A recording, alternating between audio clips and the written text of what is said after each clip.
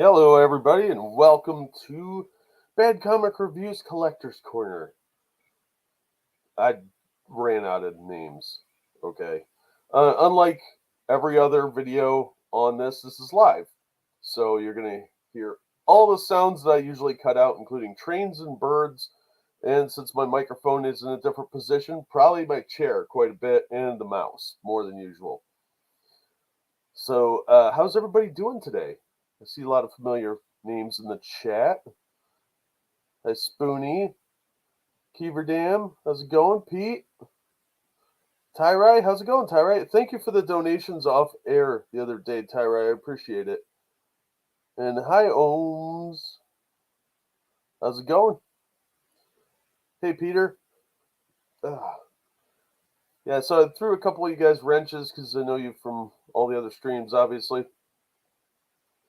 Oh, yeah, no worries, man. Known you guys for a while, so usual rules apply. Don't say anything in chat that can get my channel in trouble, especially because this channel is monetized, and I don't really want to lose that since I just got the monetization. Oh. Oh, okay, let me check my settings. It might be the microphone.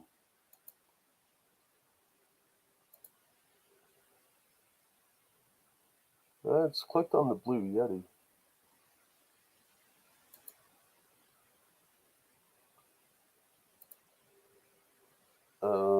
It might be on my end. I'm not sure. Hey, Costin, how's it going, man?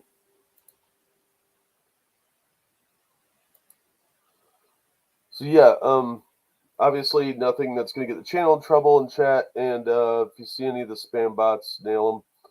Also, we're trying not to do any politics over here. That's for the other ones. Sounds like you're in a tin can. It's probably picking up more than one microphone. Hold on.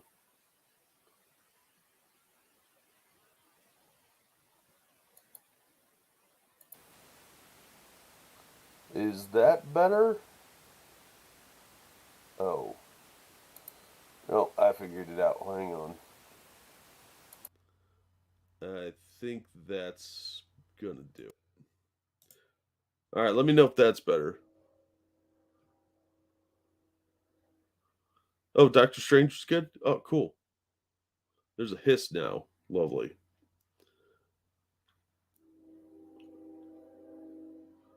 All right. That's better? Okay. Hey Q, how's it going, man? All right, cool. All right, let's hope this works. I'm doing this on a different browser and my entire layout's different because this is overly complicated for some reason. I don't hear a hiss. It's probably because I was messing with the echo cancellation and it probably hissed for a second. Yeah, you're going to hear that stupid train. I can't get away from it. Usually with my setup, my microphone's a little different. Right now it's far off to my left because I have to have the area in front of me clear. It's usually in front of me. So unless you want to look at my Blue Yeti. Yes, this channel is now monetized. So you can actually do super chats and stuff like that. So don't risk my monetization. I will boot you. Because the other channels are not monetized, but this one is.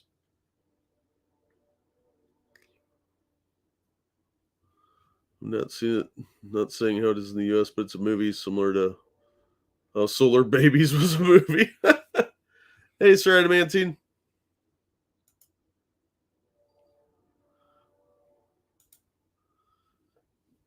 So I was excited to get this channel monetized, but I was going to do this as a video, but I thought it would be more fun to do it as a live stream so I can fuck up really bad. And that's probably the only F-bomb I'm going to drop.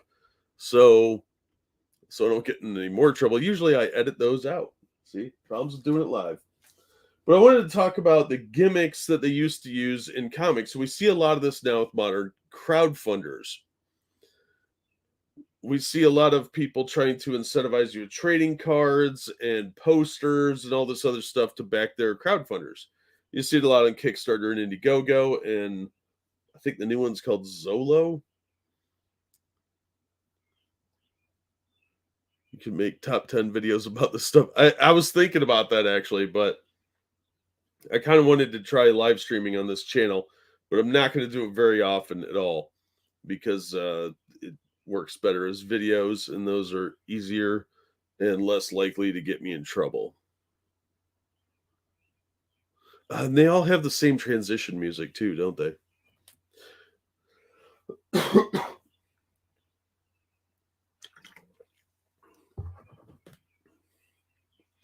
Yeah, I don't know how much I trust that new one. Oh, you might hear my water bottle more because the microphone's going to be right in the path of me getting a drink of water now. So I apologize for that. Also apologize because I'm in a different room than usual, so it's a little more cramped. But a lot of these gimmicks started, and everybody's done them. All the big companies have, and we're going to look at some of those. But a lot of them started with the seminal issue of 1992. And that is going to be this issue right here. That's the Death of Superman, which is Superman number 75. Yeah, you can see my desk. I can't adjust this camera, so we got a little bit of fisheye going on. You can see my mouse. I can't move anything else. The edge of the table's here, and the other edge of the table's right over here. And you can see the edge of the microphone stand and the edge of my other monitor. And I got a box cutter. 90s gimmick events. My dad had a comic store, and when comics became popular, he couldn't compete against all the card shops that jumped into comics. Yeah, it was insane, and it was mainly because of this issue here. Now, this is a commemorative issue. It has Superman 75 with a fold-out splashback cover, full color memorial poster, commemorative stamps, daily Planet obituary, black armband, and the exclusive Skybox trading card. It also had a different cover than the newsstand one. These were $2.50 a piece. They go for about $25 now. There's still some suckers out there trying to get more money. You might see my face reflected in there, whatever. Hey, Sherry. So, yeah, this was the big issue at the time, and it's going to drop in value. Yeah, one of the problems with these bags was as they went, they got lower and lower quality. So by the time we got to the 3D one, where Superman Red and Superman Blue were in, these bags were so flimsy and cheap. And this one actually had like an extra comic book with it and 3D glasses. So let's just knocked over my aspirin. I don't have a lot of room to work with here, so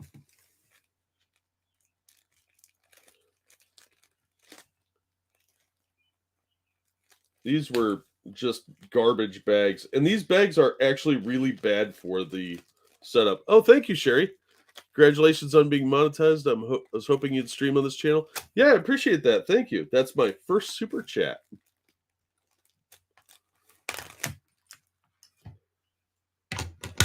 Oops.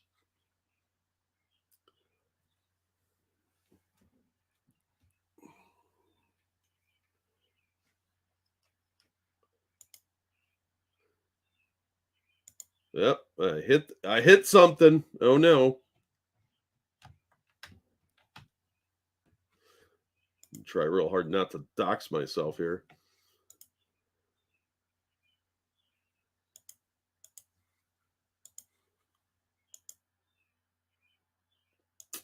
Damn it. What'd I do? It's a new webcam, so I'm trying to figure out how this works.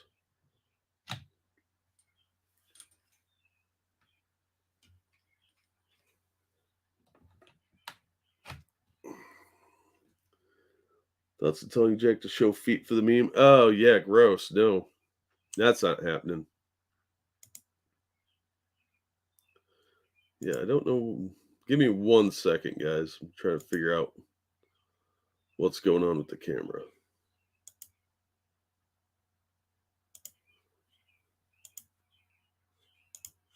All right, that should do it. I'm not used to doing this with a camera. There we go.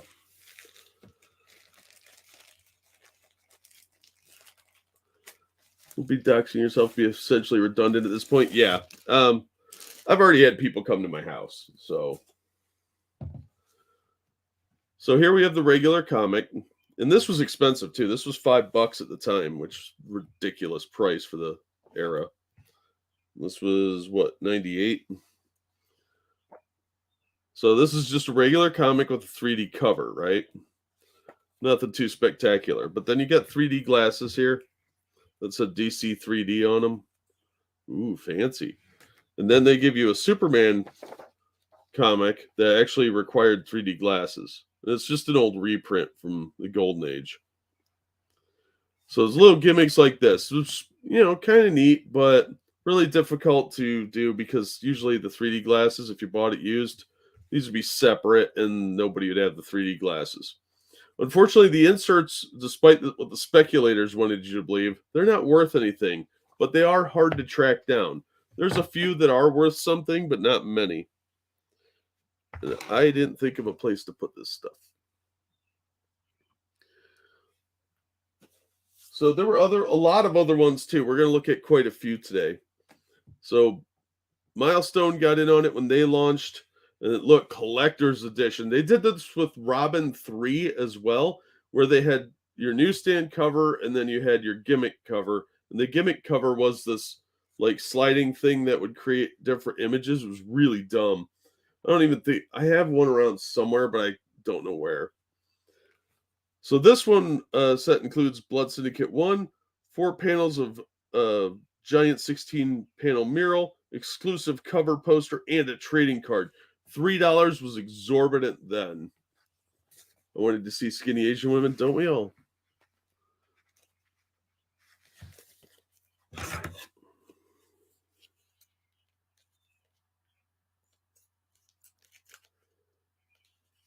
But DC doing this was to be expected. They effectively created this nonsense. So if you see crowdfunders now offering all this stuff, it's all DC's fault. But it worked really well for them.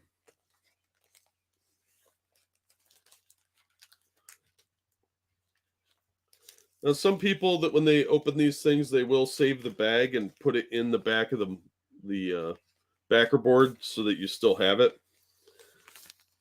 Because they do have like designs on them and stuff like that.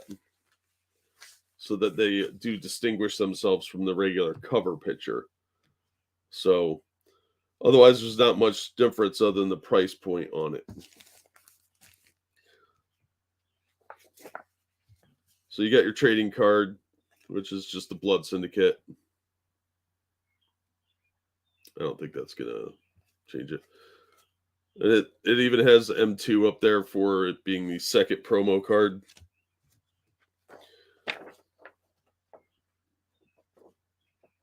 This is one of the poster parts.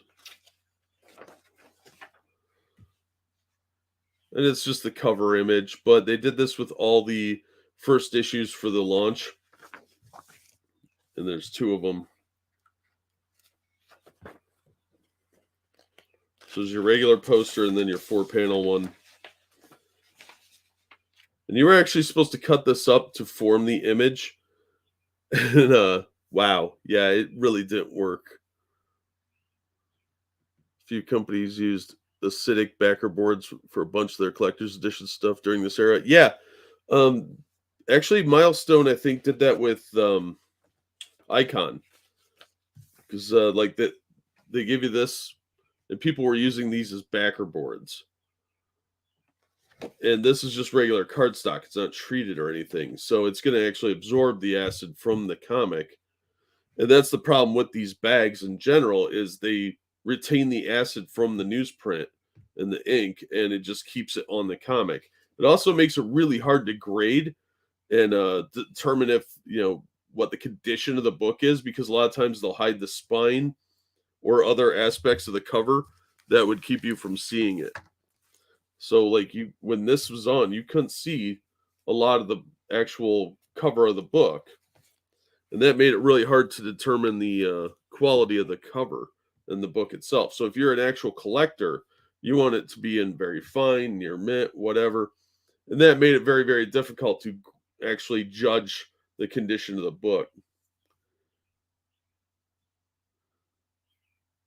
Oh, yeah. I don't know why they do that either, Oki. But I'm not wearing gloves for the fucking comic book that I paid $2 for. It's just not happening. I think I actually pulled that out of the 50-cent box. But it's not the only time Milestone had a gimmick, because Worlds Collide came out, and this is one of the worst gimmicks I have ever seen. So this one actually has the same problem. Crappy bag, and it affects the cover quality of the book. But this one is from 94, and it was $4. Sorry about the lighting. If I have the overhead on, it washes all this out, so I have to use the soft box. And this one actually has like a bunch of like color form kind of things. So this is the collector's edition Worlds Collide #1. It's a 48-page comic with removable vinyl clings. It's a color form set.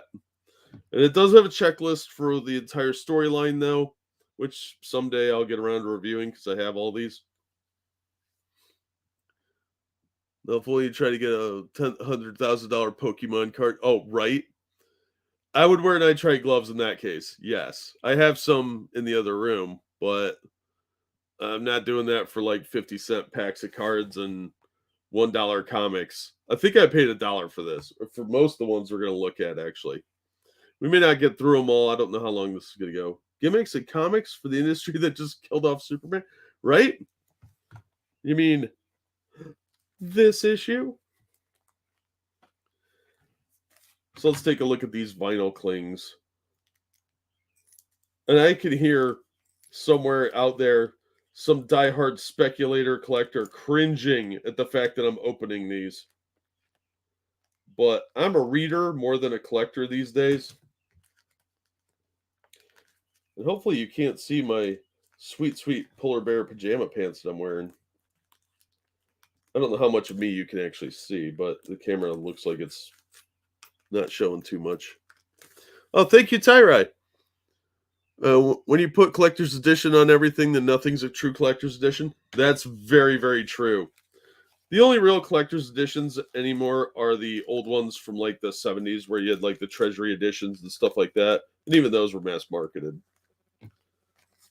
So when you pull this out, hopefully, try not to screw up my comics. This is stuck in here. That's another problem, is these bags do tend to stick to some of the gimmick items. Yep. See if we can get the color forms out. That's what's sticking. Yeah, you might be able to hear that sound, because this plastic is not designed to protect comics. It's to protect the item, so you open it. Here's the vinyl clings.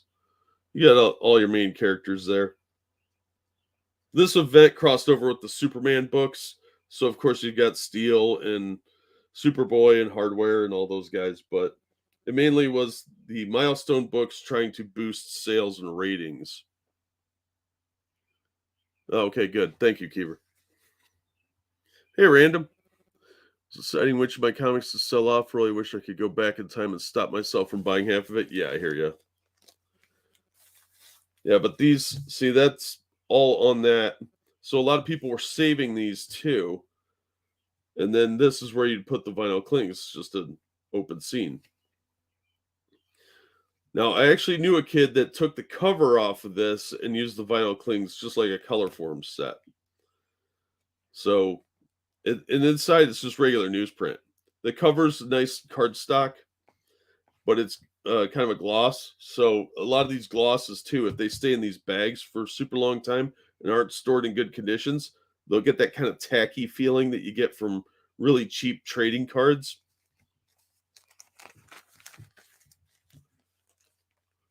The stickers might be more collectible than the comic. Yeah, that's what's the sad part is. The other big one that was real big with DC, and we saw tons of these at comic shops, was the Adventures of Superman 500. This thing was like $1 for the longest time.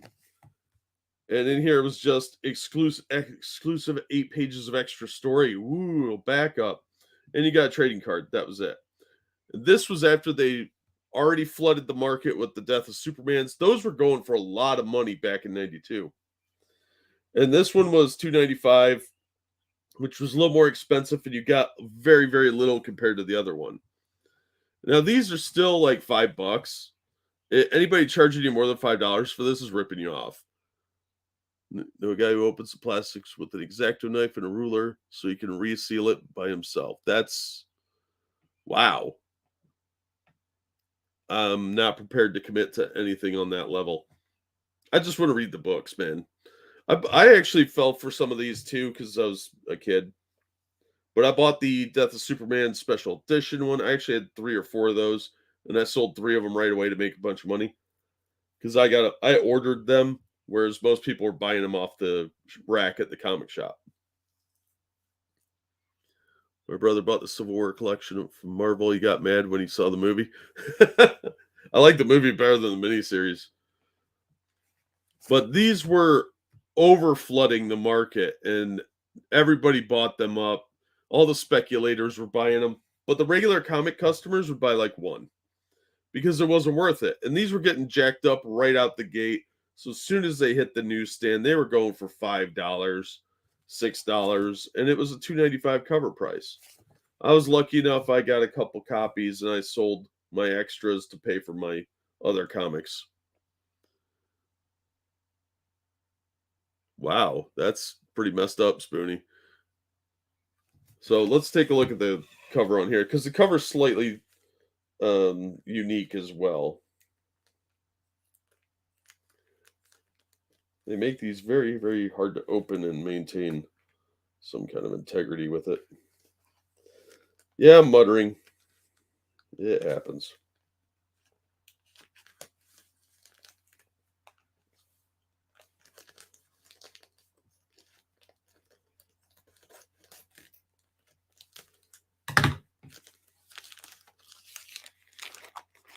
Okay.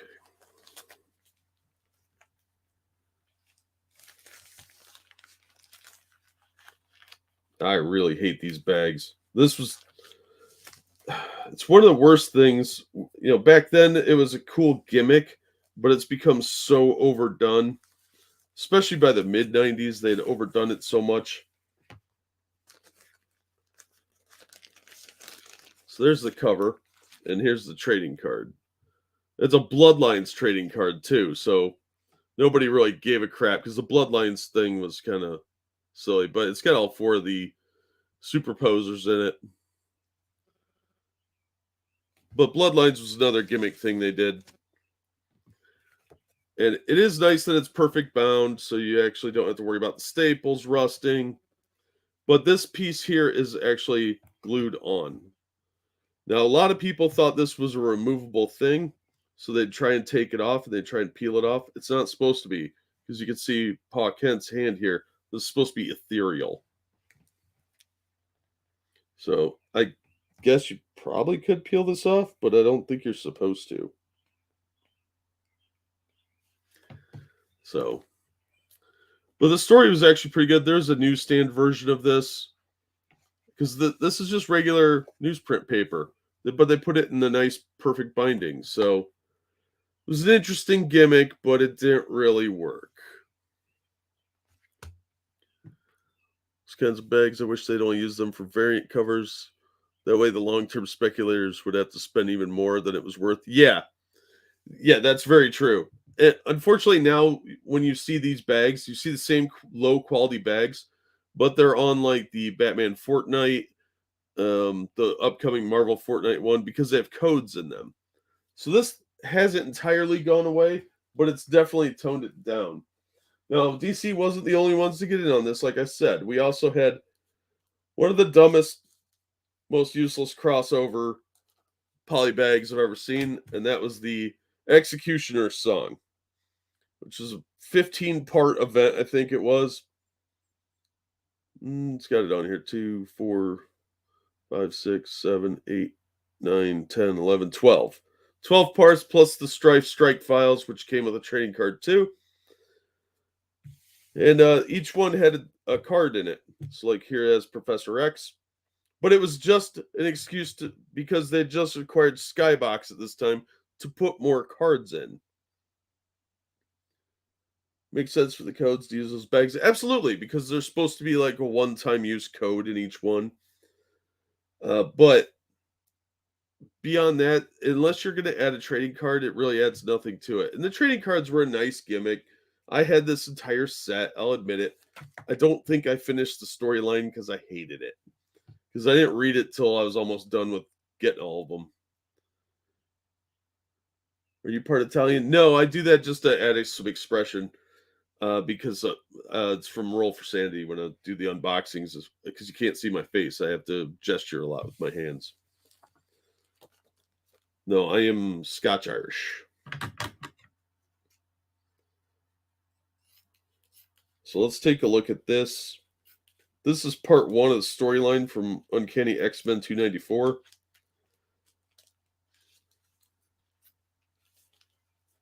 Yeah, this is really exciting. Waiting for me to cut open a stupid bag.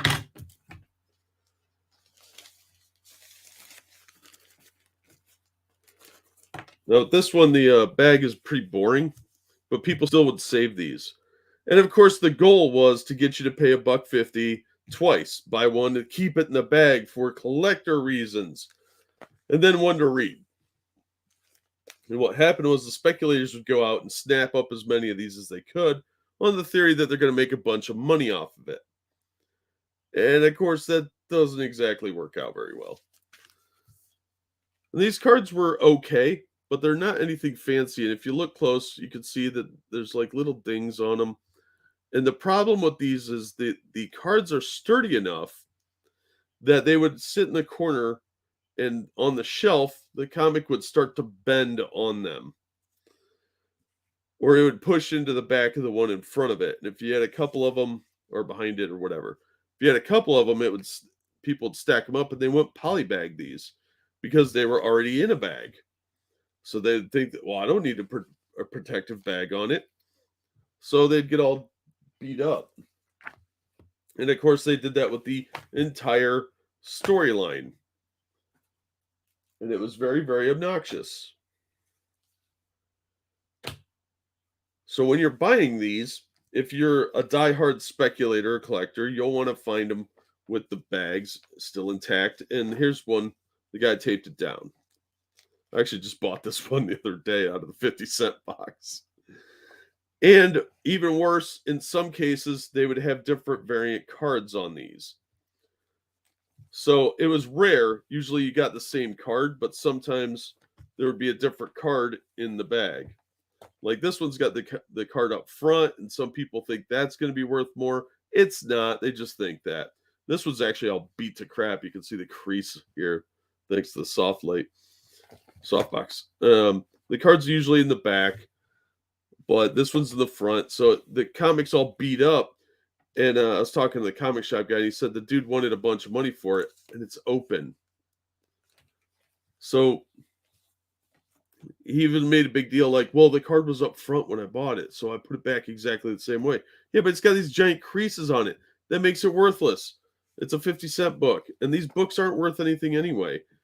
At most, you're going to end up paying about $5 to get this issue, and that's because of the storyline more than the polybag. A lot of these are like $2 books. So you got to be kind of careful with that. Don't fall for the thing that is in the bag. People who save the wrappers from wax packs have seen binders and portfolios full of them. Oh, yeah, absolutely. That's a real thing. I didn't know that before I started doing the unboxing channel because I bought a whole bunch of packs of cards in bulk. And the guy said something about it when I bought it. And I didn't pay much attention. And I looked it up. And there are people that buy just the wax packs, the wrappers, not the cards that are in them or the gross bubble gum. It's weird. Sell for a few dollars online to make real money charging them for shipping. Yeah, absolutely. Yeah, I was saving all the wrappers from the stuff I unboxed so I could sell a big bulk of them and some idiot could give me a pile of money. Now, Marvel didn't just stop with the X-Men. They also did the annuals. New character trading card. Oh, so it's a double collectible. It's introducing this guy that we've never seen again. And you get it's a new Marvel Superstar. Ooh, pulse pounding action. Yeah, these go for like $2, $5 at most in near mint. And this one's still polybag. There's a trading card of him. Bantam, superhero, 1993 annual. Never saw him again. Be fair, I keep Lego boxes. Yeah, but those are worth more if you have the box with them. Same with like action figure play sets. If you have like the Star Wars box that came with the Hoth play set, it's going to be worth more money. So I understand that. That's more being weird. No, those sometimes are worth more money. You can sell those to those crazy collectors because that's Lego is its own thing. Decent money selling the wax wrappers, most from Star Wars packs. Oh yeah, if you find a niche market like that, like Star Wars has its own sub thing, and then you have the people that collect wax wrappers on top of that, so you have multiple regions to sell to. That's a great way to do it. So yeah, Marvel really got into this, and these bags you can feel them how dirty they feel. And this one was in a poly bag earlier, and I took it out for the purposes of this. There's a few I think I missed, but it still has that slimy, like touching something that's been in storage for ages. So these things are really bad for the books. So Marvel also did the Rise of the Midnight Suns. And this was a 6-part series. That's part 3 is issue 1 of Morbius. That's a dumb way to do it. Part 1 was in Ghost Rider, issue 28. And this one is part 6 in Ghost Rider 31. The other crossovers, I think, were Night Stalkers and Ghost Rider Blaze. And maybe Darkhold. But these were special collector item issues as well, so they could charge you an extra buck. This one was $275. These were $250, obviously. But they also, if you look close, you'll be able to see Ghost Rider's head outline. The Ghost Rider issues did the same thing the Spectre did in the 90s, where they did glow-in-the-dark covers a couple times. Those were actually kind of cool gimmicks. Not going to lie, I bought those. Tops and other classic wrappers sell for good money for certain years. Those are people scamming people, reselling packs. Yeah, that is a problem. The trading card market is really finicky. Wow, $10,000 at auction for an empty box. That's insane, dude. So one of these, let's open up Morbius here because I got to review these anyway. So yeah, everybody else's copy is getting more valuable as I do this. The Morbius one goes for about $11. And if you're going to pay that, make sure they give you the poster, because that's what the gimmick here is. Otherwise, I don't think I'd pay more than $7 for it. And that's only because the movie's out. Like the Night Stalkers series, that one was going for about $5. This one was going for about $5 when I bought it. It's going for about $7 now. And that's without the outside bag here. So you can kind of see Ghost Rider's head there. That's what the others have too. It's the same image, which is what makes these bags collectible. You know, if you're a completionist freak, which, you know, I understand. I was like that for a long time too. You'll want this and have it inserted with the bag, but you don't want it actually touching the bag. Put it behind the poly bag or the board. The back has nothing on it, so it does say to recycle though, so those people are violating Al Gore's rules. But each one came with a poster, and they would join together to form a bigger poster. So you can see part of Danny Ketch's bike here. There's Morbius. It's not a bad image. Back is blank. But you need all 6 of them to make the full-size poster. And once you got into it, this was actually a full-size comic. Nothing particularly special about the actual issue. Oh, Charleston chews are delicious. Everyone else's copy just increased by 5 cents. Yeah, pretty much. They made tons of these too. And a lot of speculators from the 90s are still sitting on these. And honestly, now's their best time to sell because the movie's out and they could get about $10 for these things. So get it while it's good, guys. The ones that are worth some money from Marvel, though, are these G.I. Joes. Because these actually had low print runs. So if you're looking to get one of these that are still in the polybag sealed, you'll want to get the G.I. Joe ones. These can run you a fair amount, even in today's market. When I sold my collection back in 2008, I got about $30 for this issue. It doesn't go for anywhere near that now, but it's still more than the regular mid-range issues like the 50s and 60s, because by 138, the sales have declined considerably. And these were much lower run because it was just focusing on Snake Eyes and the Ninja Force. And they did these trading cards where they were like live action scenes and little animation things. So these actually go for a little bit of money. But let's take a look at the trading card anyway. So like I said, I'm going to read this book at some point. Remember to like, share, and subscribe if you haven't already. If you're feeling generous, you can donate to the Streamlabs, or you can super chat on this channel.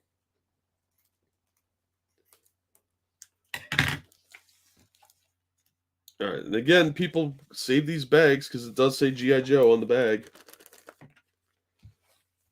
So it does have that down there, and that's about it. That's really exciting crap. I don't clutter it up my house.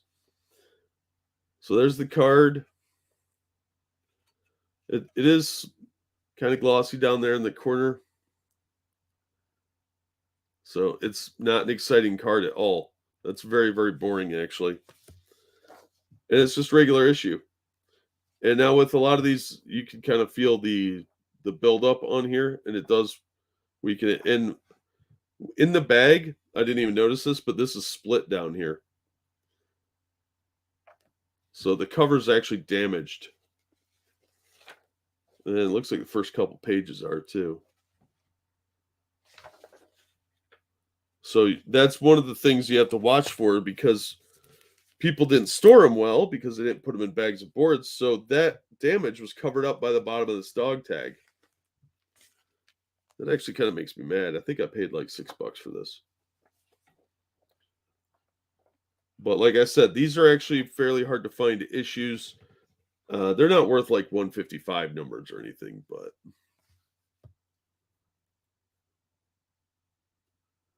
how's the value determined in comics? It's based on the condition. That'd be a whole separate thing in itself, but like this damage here significantly devalues the comic. Any of the little dings along the spine are going to bring down the value, creases, that sort of thing. It's actually a little more complicated than I'm making it sound, but the more damage done to it, the lower the value. Most collectors use the Overstreet price guide, and most speculators will use the baseball trading guides, where it's a number system. Otherwise, the Overstreet version uses near mint, very fine, good, poor, terms like that. And there's specific meanings for the amount of damage on it. Ones without covers are poor. Then we also have Barbie. Free Barbie gift inside. Oh boy, you're thinking, what is that? What is my free gift from Barbie? It's a door hanger. Doorknob hanger. Shh, I'm reading my Barbie comics.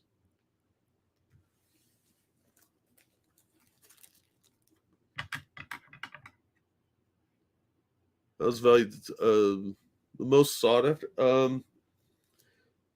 The better the condition, the more valuable it is. So I usually just buy reader copies because I have a limited budget.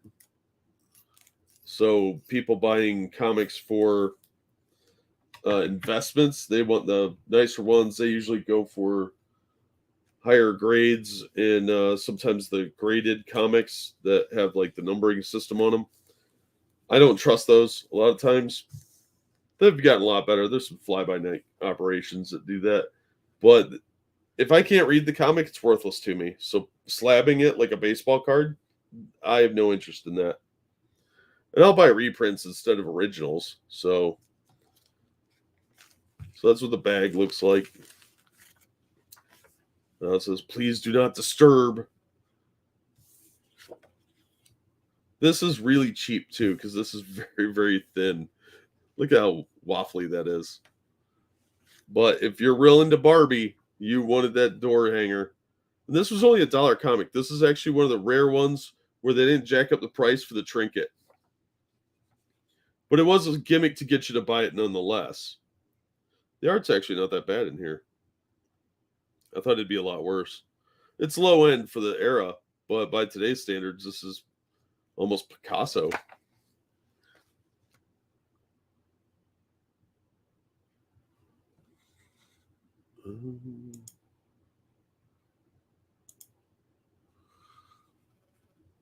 So we also had some Image books that did this too. Like here's Stormwatch Zero. Don't actually know why this one is bagged, other than this trading card, but I didn't really care about Image comics, and I definitely wasn't going to give them $250 for a trading card for a book I had no knowledge of.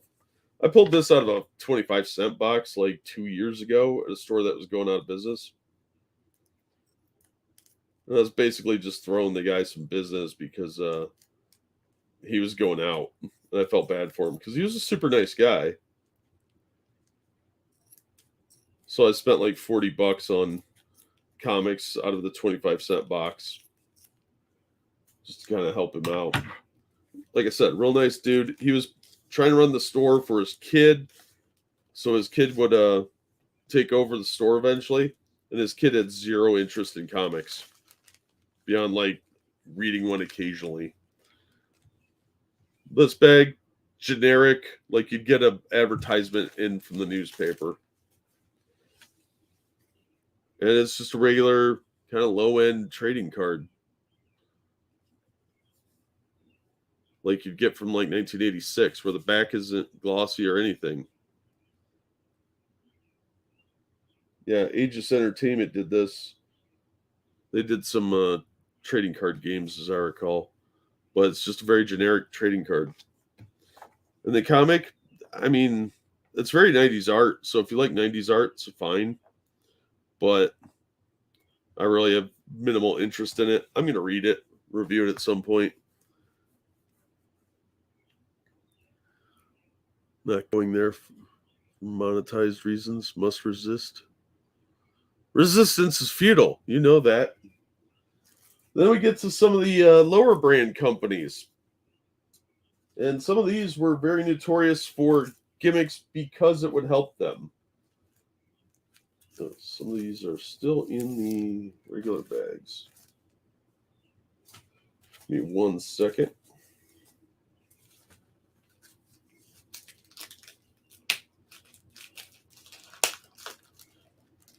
Here's the other problem with putting these in poly bags. If you have the non-resealable ones, the tape will stick to the top of the bag.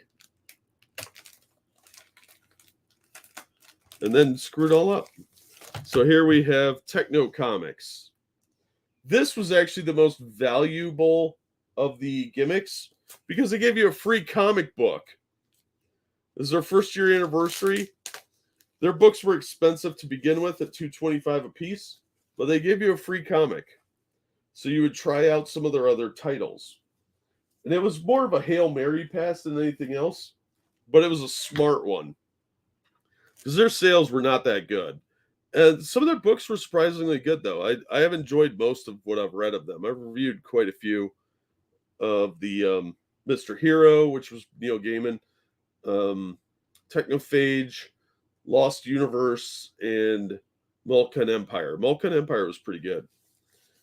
But they did this with all their titles that month, or for their 1 year anniversary. So iBots, Leonard Nimoy's Primordials, Mr. Hero, and Neil Gaiman's Lady Justice. What you got, though, was random. So it does matter to some extent if you're a giant collector and you want all the variations. good luck with these because they were completely random issues. It was just whatever extra stock they had. Because the queen was lonely, that makes lots of sense. Stupid discovery. So they would give you like this one. It doesn't even show you which issue you got. Then like iBots here has the Wheel of Worlds issue 0. Oh, that's an ad for it. I reviewed that one. And this one, Lost Universe, is in this issue. This series was actually not bad. The art was a little, but it wasn't bad. Now let's take a look at one of these that can't see what it is. Because instead of a trading card, you get a full other comic for the price of a regular issue. And I respect that. That's giving me value for the dollar. And I'd be way more inclined to pick up one of your $2 books back then. Yeah, $2.25, which was almost $1 more than everybody else, except other indies. Indie books were always expensive, but now printing costs are so low, you can get print-on-demand stuff really cheap. So you can compete with the big guns. So there's the iBots, and this one had Mr. Hero number 2. So it's just overstock that they had. But it would let you look at them. And this is another thing, too. Some of these had trading cards inserted in here. So stapled right in. And then they're call it hotline for tips and information. So you'd break the perforation there and get it off the staple, and you'd have a trading card. Well, now you've got two problems, because one, this was polybagged, so you don't know if somebody resealed it or not, because you can get a heat sealer real cheap. Or if the trading cards are in here. So you had to know to look for those. And it does say up on the corner here, game piece and trading card included. They were running some kind of contest. But then you'd start to wonder if any other issues had those, and they don't. They usually told you on these, but sometimes they didn't. Or you'd have to look real close.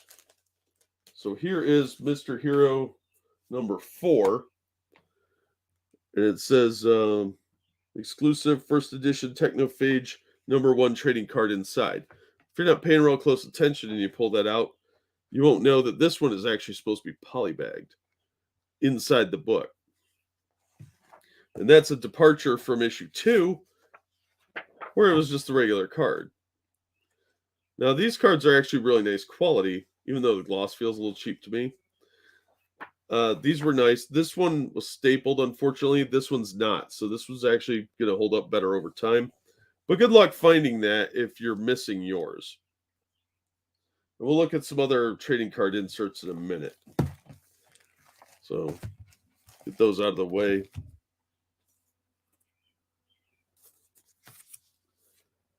Then we had books like Topps, which Topps got into the comic market for a while. The new Trek people don't know any better. Yeah, that's sad. So Topps had a couple of gimmicks going. They had the regular ones with like Teen Agents, where it was a trading card, or a couple of them. And then they would have like Bombast, which was Jack Kirby's desperation moves, where he was trying to come up with some creator-owned stuff, where they had special cards. We saw that with Captain Glory as well, and a few others, where they have special edition cards. Now, these, of course, would cost you more. These were $2.95. And that's mainly because they were small press stuff. Topps couldn't compete with Marvel and DC, but they could get Speculator money. And they did have some interesting properties. They had Zoro and Lady Rawhide. And they did a really good miniseries, the Frankenstein Dracula War, I think is what it was called. And they did a crossover with Zoro and Dracula, which I've had a heck of a time tracking down. I've got like one issue of it.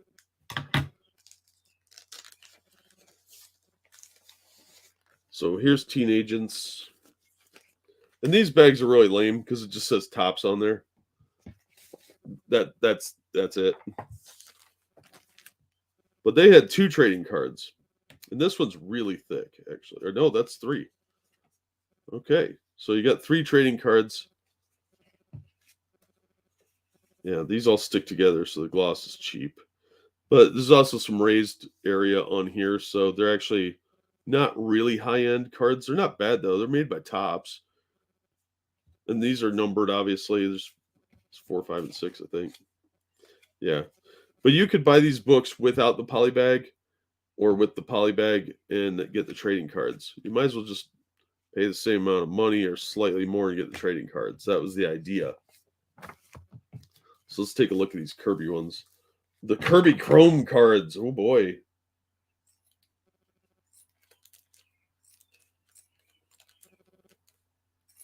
Yeah, you got to be careful with a name like Captain Glory, so, you get in some trouble with that kind of name.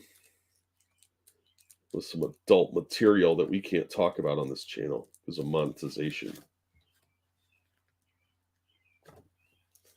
Oh my gosh, I hate these bags so much. The gimmick was cool when you're like 17, but as an adult with failing motor skills and arthritis, not so much fun. Like I said, everybody was jumping on this bandwagon back then, and it seems to be the type of thing people are getting back on now with all these stupid bonus stuff. Just sell me a good book. That's all I want.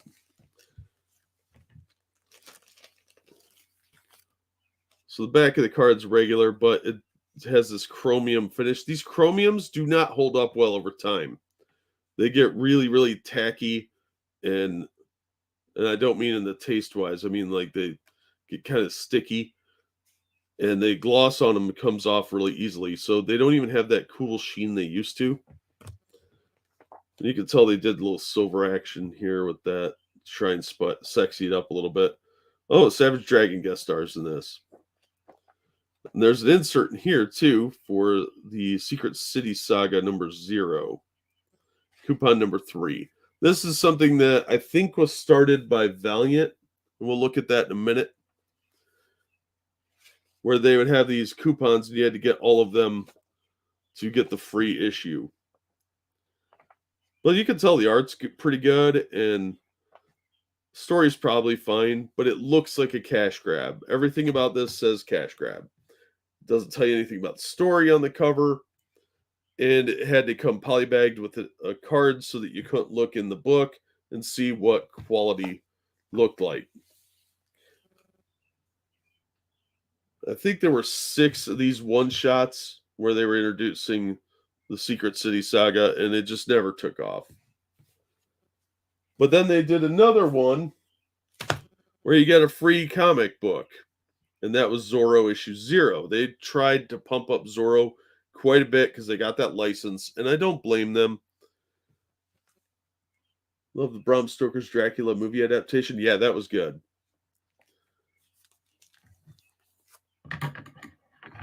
So is this one open?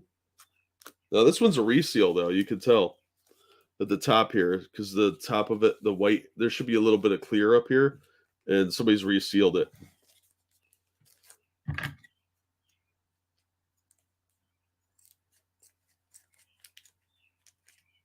That actually will make it a little harder to open.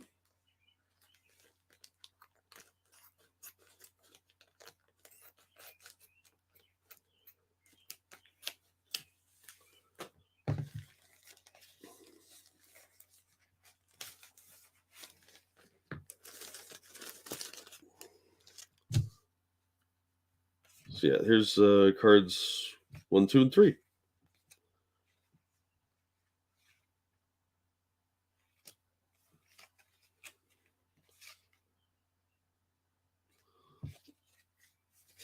And this is Teen Agents number 4 of the 4-part miniseries for Teen Agents, written by Kurt Busiek.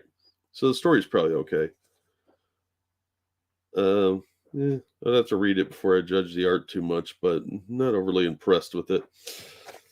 And then here's Zoro issue 0, special collector's edition. And this was, as I recall, only available as an insert. You couldn't send away for it or anything. It's not a full issue, but it's a truncated one with some art and stuff like that in the back, pinups. So yeah, the art actually looks pretty good. Don McGregor did a lot of Zoro work. Still is, I think, over at he did some over at American Mythology on their Zoro books. Then you had the other stupid gimmicks, which were Pogs. This is Protectors number 13. Is Skybox Skycap inside. Ooh. Now remember, Skybox was owned by Marvel.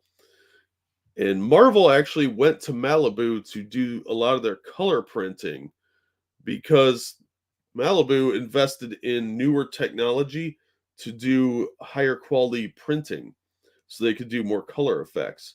And Marvel went over and did that.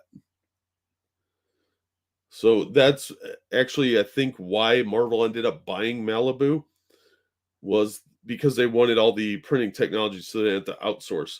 Plus, for a little while, Protectors was outselling some of their other stuff. And Marvel didn't like that. So you got your checklist on here. This is the big Genesis crossover event that wrapped up the Protectors and the Protectors line and led to Ultraverse. Because they were going to launch Ultraverse with all their new characters, and these were a bunch of public domain characters. Well, you can make more money off licensing your original characters. Why would you want to license Man of War from these guys when you could just use them anyway? That was, I think, a Lev Gleason one that went out real fast.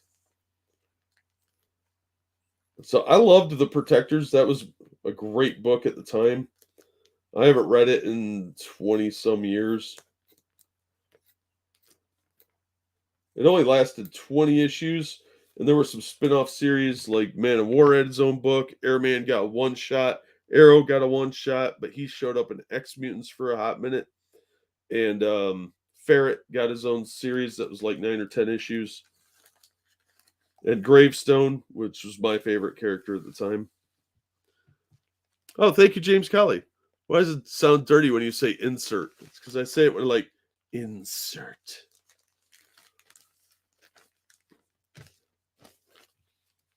So again, the people would save the polybags. But this Skycap is of Shannon, who was the replacement character for the guy that killed in issue 5. His name I forget. That's not going to focus on that, is it? No. But it says Skycaps on it. And they were trying to make this a thing. I don't think I ever saw these outside of these inserts. This is G2. So, but they did that with all their books for this month, as I recall, including Dinosaurs for Hire and Man of War, because Dinosaurs for Hire was a licensed book that started, I think, over at Eclipse, and the book was trying to be politically edgy and funny for the time, and it just really never caught on. X Mutants came over here from Eclipse as well. And X Mutants was actually a pretty good book, and it didn't really fit in because that was supposed to be like a post-apocalypse book.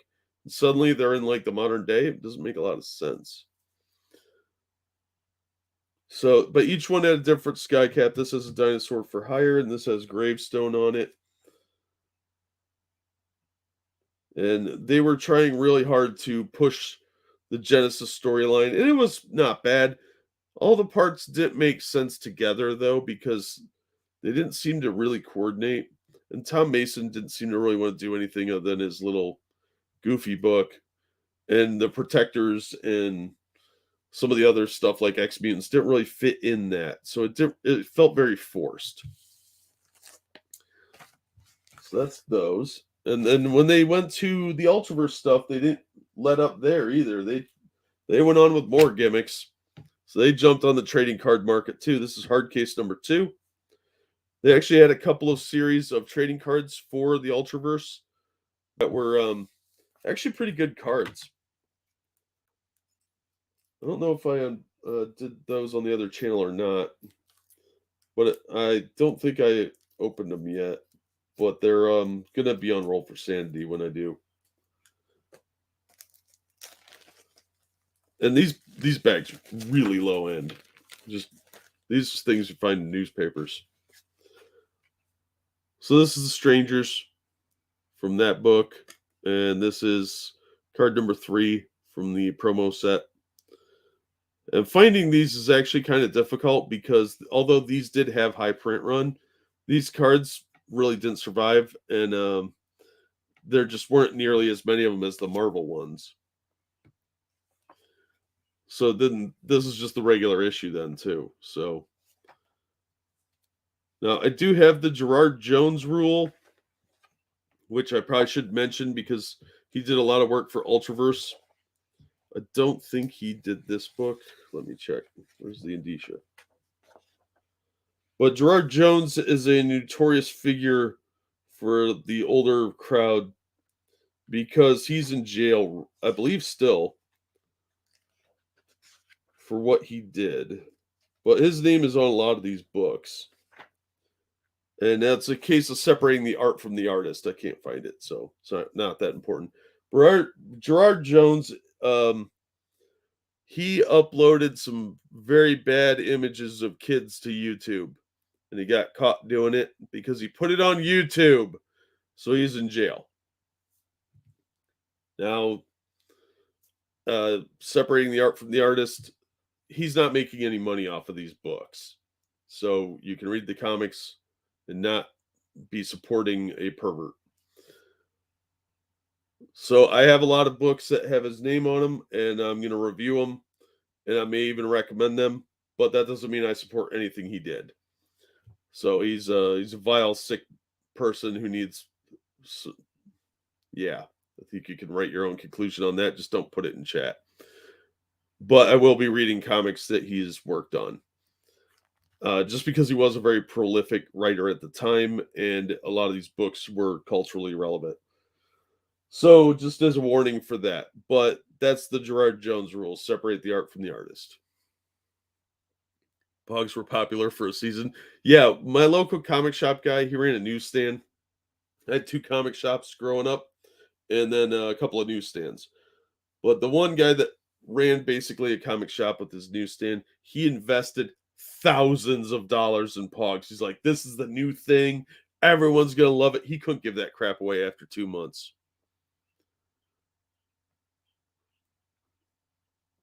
Have a closet full of Pogs. Yeah, I found a big starter set for it. I reviewed it on Roll for Sandy, and it had a ton of Pogs in it. But you still come across them occasionally. Like, these were really cultural artifacts.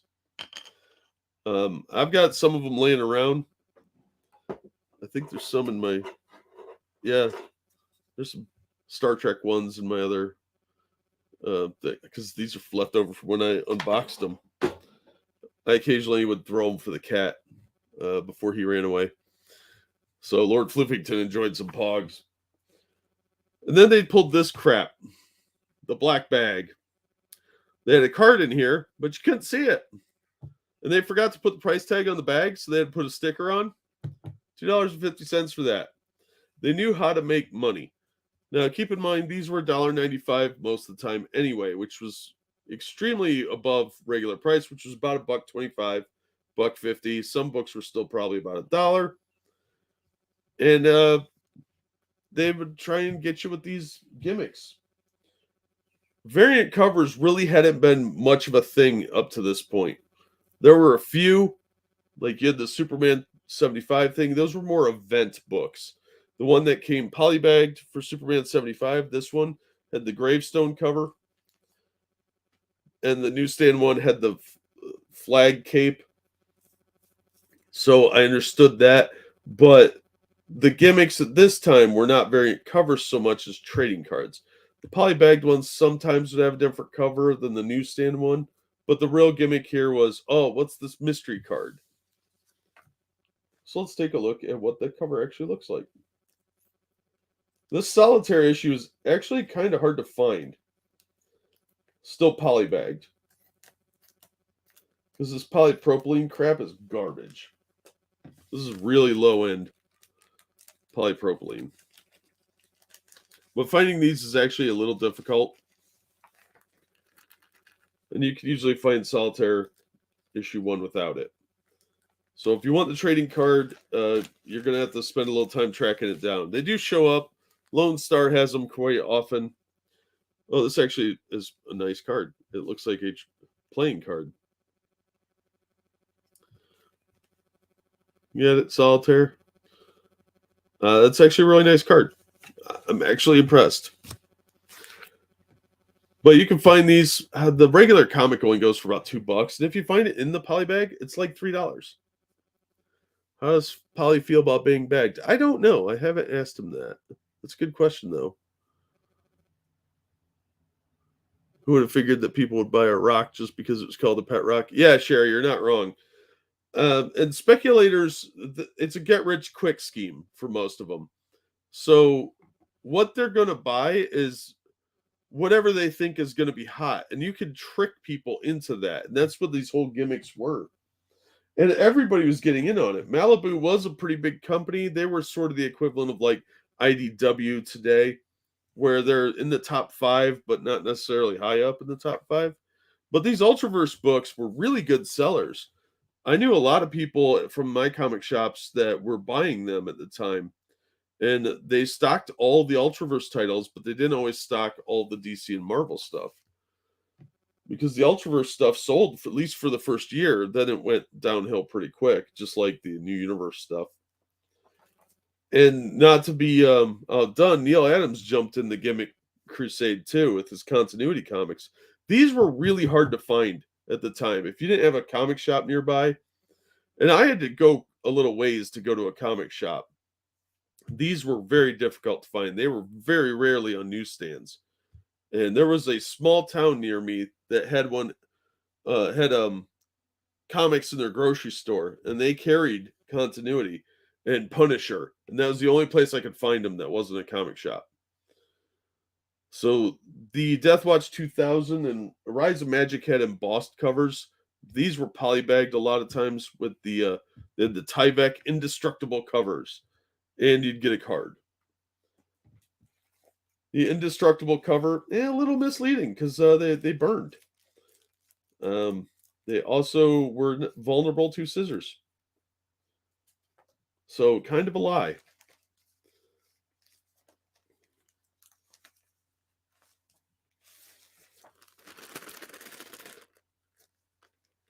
And they didn't even bother with anything. These are just regular shopping. Like, this is how you used to get coupons and stuff from some stores.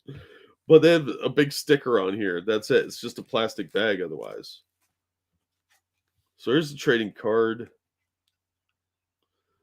It's got some cheap gloss on it. The back's nice, though. This is number 14. This was a big crossover. And the Tyvek cover is actually just paper. It actually feels very, very cheap. The art inside's really good, though. I did like the art in these because it is Neil Adams. And this is one reason I wish I was able to get these on the newsstand, is because I really like the art. It was not like anything I'd ever seen in regular comics, because Neil Adams was really working at the big two too much when I was a kid, and he mostly did covers. Most of the stuff I saw of his was from flea market finds. Look that up. The Pet Rock thing was more about buying the manual, which was hysterical. I never read the manual. But these covers are actually kind of cheap feeling. They do hold up, but it didn't really retain the image as well as the regular glossy covers. And it's really disappointing. At $2.50 a piece, this would feel like a ripoff, just touching it, if you didn't know it had the Tyvek indestructible covers. And these prices were very, very expensive for the time. So see, this was 1993. So this cover price for this book is the same as the special edition of Superman, because this was $2.50, and you got all this bonus crap. This would just give you a trading card, and $2.50 was their regular price. But they did this with a lot of the Death Watch stuff. So you had like the here's Hybrids, then Earth 4. That's issue 2 of Earth 4. doesn't say what part. The number over here is the part of the Death Watch storyline it is. The actual issue number's up in the corner. Here's issue 3 of Earth 4. See the cards up front on these. And this one, I don't know where the card is on that one. Yeah, it's inside. It's inside the book. This one is also inside the book. Then you had Miss Mystic, issue 1. Miss Mystic, issue 3. Megalith. So they did a lot of these. I don't have the Armor one. Armor was the best book in the series. So I'm not sure why some of them have the card buried inside. Let's check. Not all of them have the tie-back cover either. Just some of them. So nice gimmick. This is the prelude to Death Watch.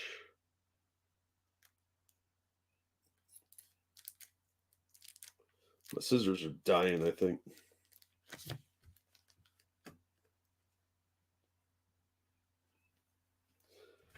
It's exciting stuff, isn't it?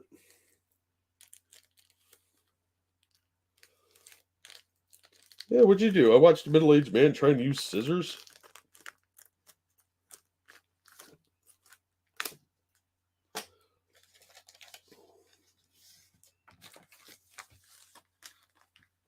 Come on. So again, pointless plastic bag. So this one looks like it's got a gatefold cover. Yeah. It's got the dragon on it. It's actually a pretty cool cover. I hate gatefold covers, though, because they always get torn up along the edge. And then it looks silly when you unfold it. Oh, there's multiple cards in here. You got Cyber Rad, and who's this one? Lith Kasky. So this one says continuity on it, and this one is from one of the trading card sets. For promotional purposes only.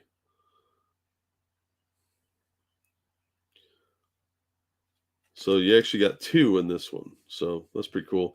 I remember a buddy of mine really liked Cyber Rad, but again, I could never find these books, so I don't think I ever read it. I have a couple issues floating around because I've got most of the continuity books. Just haven't read them. Because I got Armor a couple times when I was a kid, going to that grocery store, but never had the entire run. So I thought, well, I'm going to try and pick those up. And then I thought, well, I'll just read the other ones because they were all in like 50-cent boxes and stuff. Sounds like a name you come up with, and everything else you thought of has been taken. Yeah, and it was very 90s because he rode a skateboard. He was a skater kid, which is why my buddy liked him, because he's a big skater. Now Comics got into this as well, and this is really cheap looking. Like you can see where they sealed it, and it looks like they just went to some random place and was like, "Hey, we're trying to get in on this gimmick thing. Can you help us out?" See if that'll. No, that's not gonna do it.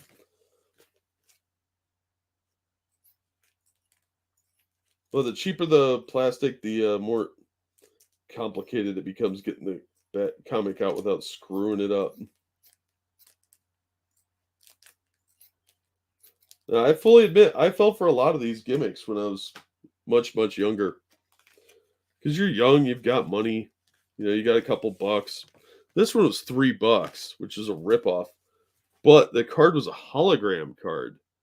Ooh, look at that movement. Wow. That looks very, very dated by today's standards. But it's got that old school hologram feel that. Oh, thank you, Officer Buck, for the donation. Hey, you. Oh, my first pair. Limited edition promo card, only available in Green Hornet number 23. That's actually really cool that they tell you where the card came from. So if you stumble across this, these are actually pretty hard to find. Because Now Comics had some awesome licensed stuff. A lot of this stuff has never been reprinted. I'm a huge fan of the Now Comics. I was at the time. They actually had these on the newsstand at the drugstore where I'd get comics as a kid. So I actually got to pick up quite a few of them, like Real Ghostbusters, which was okay. It's more kid oriented, and then Fright Night, which was great. Green Hornet they had occasionally.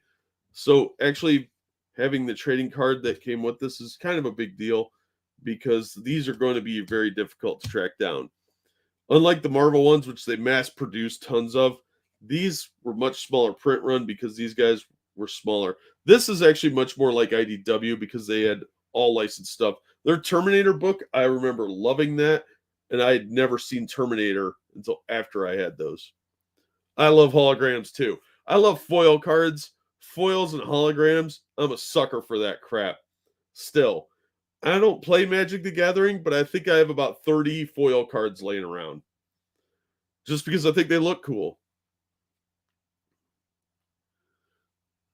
So, yeah. And this actually is an oversized issue, too.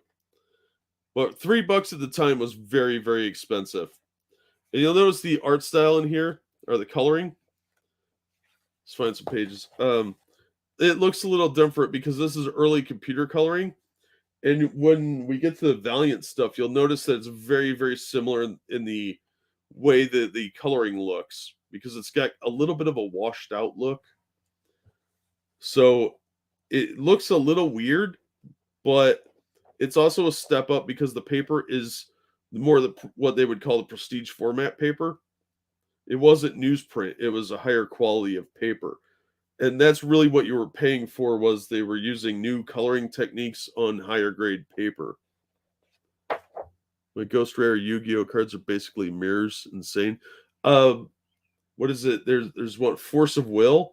They make really cool hologram cards, and there was another card game I can't remember the name of that had amazing looking foils, but it was some obscure Japanese cartoon I'd never heard of, like Bakugan or some crap like that. Awesome foils. I've still got some laying around. I just couldn't part with them because they look really neat. I'm like a raccoon. I like shiny things. But yeah, these Now comics were a lot of fun to read.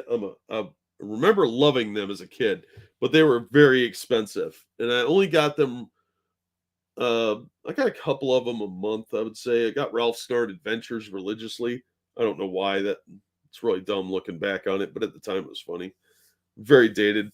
And Fright Night and Terminator I got whenever they would show up on the newsstand. But we got a lot of those on our local newsstand, which was really nice. Like I said, these are fairly hard to find with the cards. So if you can find the cards, there might be a market for it, but I wouldn't hold my breath. I would say it's more for personal than anything else. There was also issue 22, had the same thing. It was a different card. This had Kato in it. I think these were the only two that had the hologram cards, though. But they were full color hologram cards, which at the time was a big deal because, like the Marvel Universe trading card sets, those hologram cards went for ridiculous amounts of money. And some of them still do, if I remember correctly. And I had a full set of those, but they were like one color. So, like, you get the Hulk one, it was all green. These actually looked more like real holograms.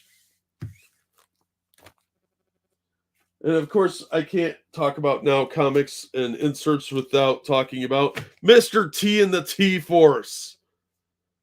That's right. Mr. T not only had his own comic book, it had a trading card of Mr. T. If I ever meet Mr. T, I'm going to have him sign this card. So let's take a closer look at this. I think there was a Mr. T and T Force one that had a poster, but don't quote me on that. And unlike some of the others, like the Green Hornet we just looked at, this one was regular price.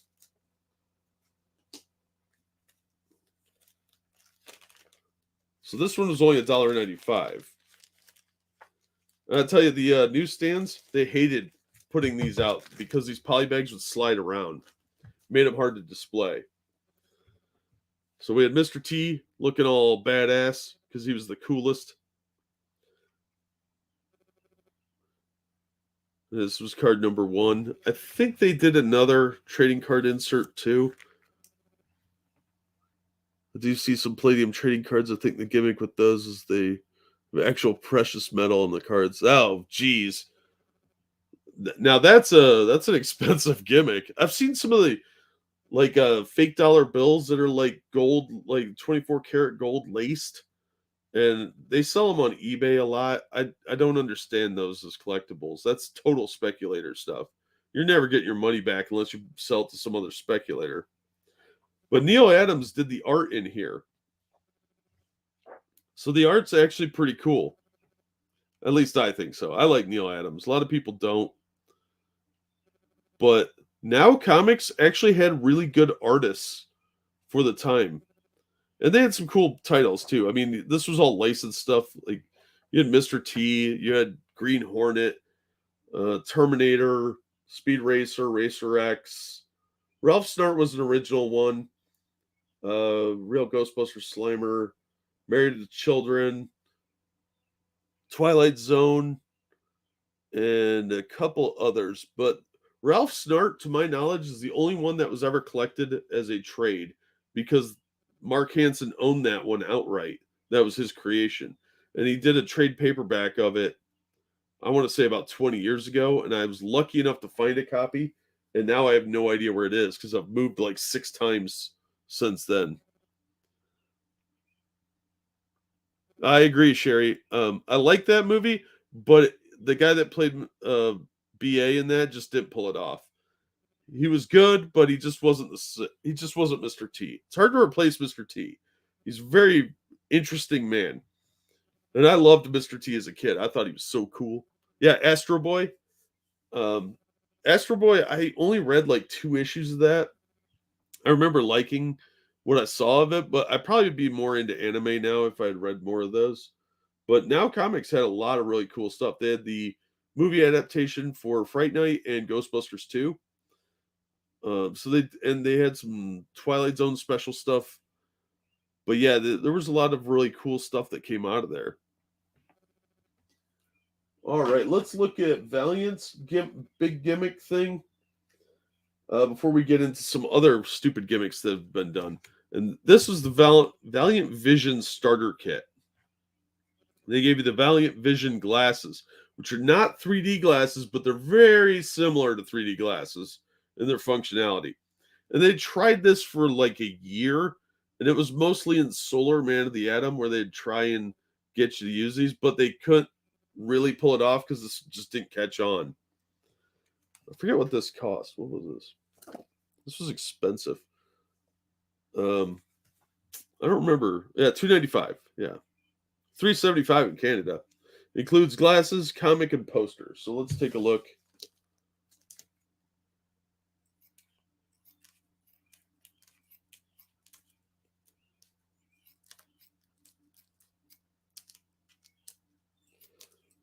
These actually go for about $3 to $5. If you're lucky, you'll find them cheaper. But finding them with the glasses is the hard part. They actually gave these away quite a bit. Oh, thank you, Tyrai.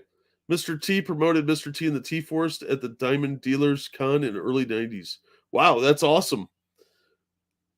I always thought Mr. T was cool. So, thank you, Tyrai. So these are very stiff. Let's see if we can get some effect out of that. Woo! See how there's like a little prism effect? It says Valiant Vision on these, so you know they're official. And the glasses are actually fairly hard to find. You can still find these polybagged. Like I said, they're like $5 at most. You can find them for $2, but usually you see them right around $5 still sealed up because the glasses are in them. And this is actually really nice cardstock. Oh, covered by Neil Adams. Look at that. Dude was everywhere. Presented in Valiant Vision. And it tells you how to do it. Poster. But it was supposed to create this like 3D effect. That was it, by the way. That's the entire book. It's like 6 pages. Half of that, or a third of that is telling you what to do. But yeah, they'd give you these abstracts, and it was supposed to make you see it in like this sort of 3D effect. See if we can simulate it with. I don't know how this webcam works. It doesn't work real well with my video camera. My normal video camera. Woo! I'm going to film everything in Valiant Vision from now on. So it's an interesting gimmick idea, but for $3, you were paying for the glasses. Because there's not much to this. And the poster, it's actually not a bad poster. So, yeah, there's the solar down there. Look at it upside down, apparently. He's flying upside down.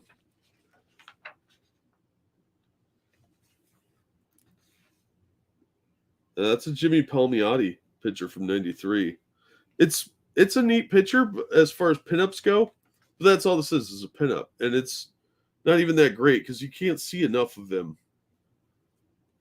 So I don't know. It looks like it's a half a poster because he's just positioned weird. So it really wasn't worth $3 at the time because there's really nothing to this. You're paying for the glasses. Like I said, they do some solar issues that kind of connected to this, but it was a scam, and everybody figured that out real early on. That leg looks wrong. Yeah, a lot of guys had trouble doing feet. Apparently, that's something they don't really teach you how to do in art school, because a lot of these guys from this era had a lot of trouble doing legs and feet. And he's flexed backwards, so like his left leg's over here, his right leg's somehow coming up behind him to kick him in the head. But look at that foot. It looks like a generic Rob Liefeld foot. And a lot of these guys from this era could not do feet and ankles because they always looked weird. So they try and do them at weird angles so that it wasn't as noticeable. So that's the Valiant Vision starter kit. A giant waste of money.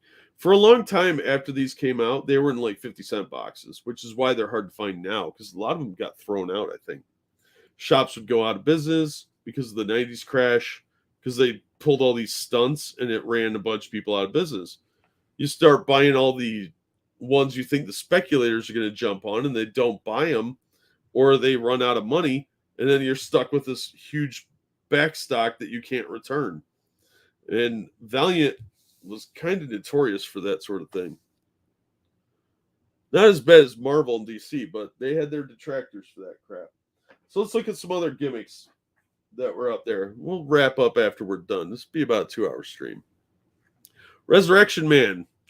DC made one of the dumbest gimmick things I've ever seen, and that is basically gluing a pog to the cover of a comic book. Because it's this round thing glued right on there. And it's a little hologram, too. See? Woo! Which is really pathetic because this book is actually really good. I really liked Resurrection Man's first story arc, the first series. Only went like 20-some issues. The issues with Hitman were amazing. Hitman was an assassin that was big in the 90s. He had his own series. I think Garth Ennis wrote it. They did a crossover to try and boost sales for both books. And it was amazing, where Hitman showed up in Resurrection Man, and Resurrection Man's power is every time he dies, he comes back with another power, usually an immunity to whatever killed him. And Hitman would just kill him over and over again until he got a cool power. I was wanting to make a movie based on a Liefeld character and shoot the entire thing where you never see anyone's feet. I would watch that, Random. I absolutely would.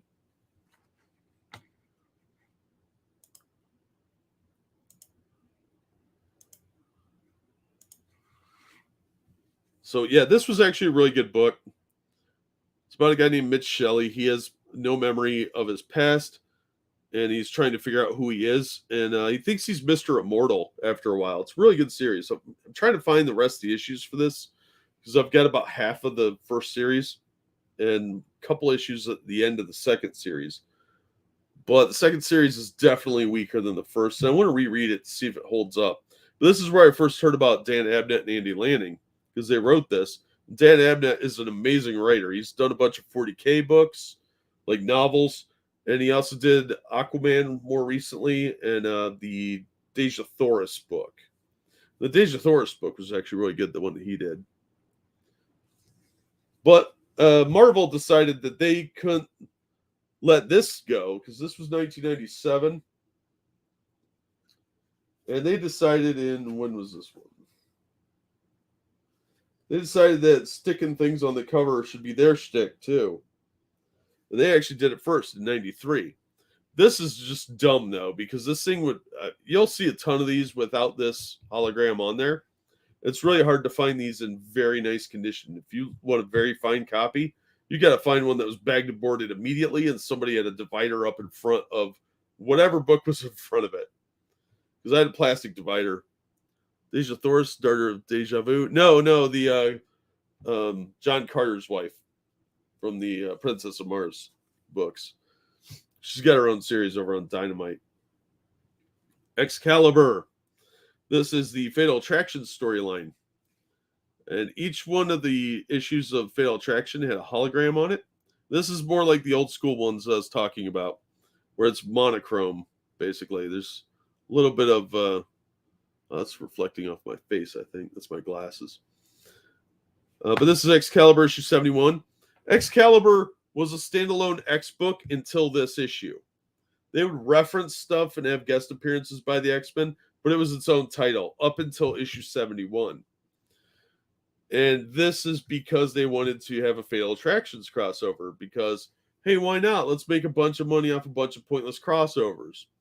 And they just glued these on here. And you'll find these with these torn off. I think it was the X-Men issue of Fatal Attraction where Wolverine's adamantium got yanked off him. But these go for about $5 to $7, depending on condition. I pulled this out of a dollar bin a few weeks ago. So, yeah, it's all about what the store thinks they're worth. Oh, those colored lights are the camera. Ha. But yeah, these holograms were trash. They were very, very primitive. And you compare it to the cool one we saw from Now Comics, which is same year. These are 93. This is 93. This is a way nicer hologram than this. And this one was $4. So why wouldn't you get the color one with Green Hornet on it and instead? That's silly to me. Excalibur was good till they seemed to forget to print an issue and the story made no sense. Yeah. I would say that the Cross Time Caper really started to lose me because I read the first, dozen issues back in the day. You have a lot of cool stuff, Jack, with the games and comics. Are there more items you collect? Not really. Dust. I read a lot of books, so I have a pretty big book collection too. And a lot of bad movies. That's about it. Like I've been doing toy reviews on the Patreon for the patrons, and I gotta get back into those because I got a bunch of stuff backed up. After my brother died, I just couldn't deal with anything, so I got a bunch of stuff I'm way behind on. But I got a bunch of Masters of the Universe stuff for the patrons that I need to film. But other than that, no, I read comics more than anything else. I don't really collect anymore. And the games and stuff, I like games. I like board games. But a lot of those were leftover store stock from when I ran my comic shop. So if you want to check those out, those are on Roll for Sandy. But yeah, the gimmick here is just really weak because unless you bag and board it, the corners are going to get torn up. So thankfully, this one's in really nice shape. But a lot of them are torn up. And they did it mainly because it was just a gimmick. The art really was getting a little crazy at this point, too. Marvel was going way downhill at this time, in my opinion. What's wrong with her face? Wow. But I don't even remember reading that storyline. Whoops. Then there was another one they did later on where they did a different kind of gimmick with Excalibur and the other X titles. That was the Phalanx Covenant. And what they did was they put a holographic strip. This is when they were just reaching. And this one was $3.50 cover price. And what's going on with Forge's mouth right there? That looks weird. Like, this guy looks cool, but that face is a mess. And the same thing, they had throw a couple extra pages in here. Who did the cover? I don't know. Kevin Lashley? Yeah, Kevin Lashley. So some dude you'd never heard of. This book smells funny too. It's got some mildew. This is when the guys had already left for Image, so they were finding people that had similar styles but not quite as good and would work cheaper. So yeah, the gimmick really was we got a little glossy thing on the cover to charge you an extra $1 for. The Dune board game. I saw it, but I haven't bought it. It's way too expensive for me right now. I'm gonna wait, see if my buddy picks it up, and he usually lets me unbox his stuff. But it looked pretty cool. Yeah, they were just throwing words together. Yeah, they were like, "This sounds exotic and neat." They did that way more often than I think anybody wants to admit. Not to be outdone, Image did similar effects. You can see the hologramming on here. I actually thought this cover was really awesome. That's the only reason I still own it. Mark Texeria is a good artist too, but $250 for this was way out of line. It's foil embossed, yes. You can kind of tell from looking at the back of this that it's puffed up, and it's hologram, but it really didn't justify it for a no-name character. I mean, the character looked cool. I thought he had a good look and a lot of potential, but it just never went anywhere. And they did like a couple of 3-issue series for him. Yeah, cover looks really cool, right? It's the colors. The colorist did a great job, and then they gave it this hologram look and the foil embossing, and it looks really, really good.